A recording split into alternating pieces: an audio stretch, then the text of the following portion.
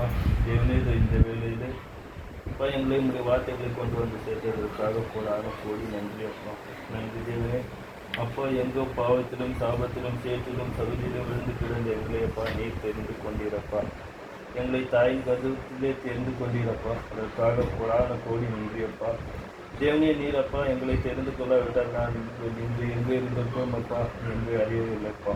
இதோப்பா இந்த நேரிலே எங்களை உயிரோடு வைத்ததற்காக கோடி நன்றி அப்பா. நாங்கள் உயிருடன் இருப்பதும் சுகனுடன் இருப்பதும் அப்பா உம்முடைய சிஸ்டர் கிருபை என்பதை உணர்ந்து தேவனே, உயிருடன் இருக்கிற நாட்களெல்லாம் தேவனே உங்களுடைய வார்த்தைகளுக்கு கீழ்ப்பட்டு நடக்க உங்களுடைய பரிசுத்தாவின் பலத்தையும் தந்து எங்களை வழிநடத்த வேண்டும் என்று மன்றாடுகிறோம் அப்பா.